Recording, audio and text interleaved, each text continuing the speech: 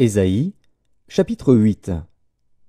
L'Éternel me dit, « Prends une grande table et écris dessus d'une manière intelligible, qu'on se hâte de piller, qu'on se précipite sur le butin. » Je pris avec moi des témoins dignes de foi, le sacrificateur Uri et Zacharie, fils de Béréchia. Je m'étais approché de la prophétesse, elle conçut et elle enfanta un fils. L'Éternel me dit, « Donne-lui pour nom Maher-Shalal-Shash-Baz. » Car, avant que l'enfant sache dire « Mon père, ma mère », on emportera devant le roi d'Assyrie les richesses de Damas et le butin de Samarie. L'Éternel me parla encore, et me dit, « Parce que ce peuple a méprisé les eaux de Siloé qui coulent doucement, et qu'il s'est réjoui au sujet de Rétsine et du fils de Remalia, voici, le Seigneur va faire monter contre eux les puissantes et grandes eaux du fleuve, le roi d'Assyrie et toute sa gloire. Il s'élèvera partout au-dessus de son lit, et il se répandra sur toutes ses rives. Il pénétrera dans Juda, il débordera et inondera, il atteindra jusqu'au cou.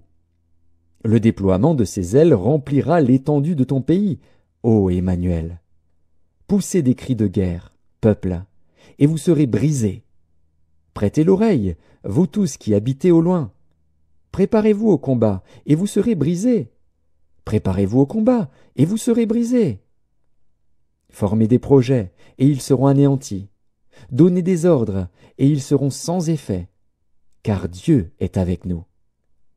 Ainsi m'a parlé l'Éternel, quand sa main me saisit, et qu'il m'avertit de ne pas marcher dans la voie de ce peuple. N'appelez pas conjuration tout ce que ce peuple appelle conjuration. Ne craignez pas ce qu'il craint, et ne soyez pas effrayés. C'est l'Éternel des armées que vous devez sanctifier, c'est lui que vous devez craindre et redouter.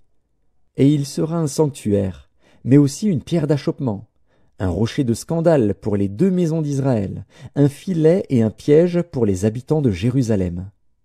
Plusieurs trébucheront.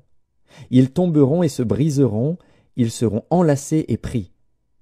Enveloppe cet oracle, scelle cette révélation parmi mes disciples.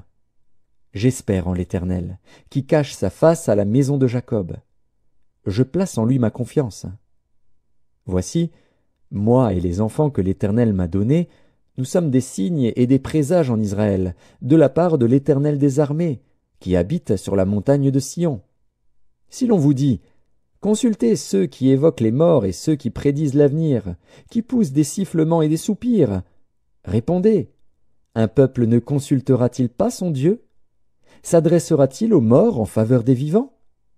À la loi et au témoignage, si l'on ne parle pas ainsi, il n'y aura point d'aurore pour le peuple.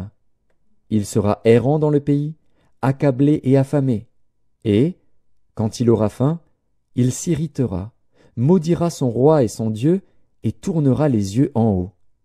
Puis il regardera vers la terre, et voici, il n'y aura que détresse, obscurité et de sombres angoisses.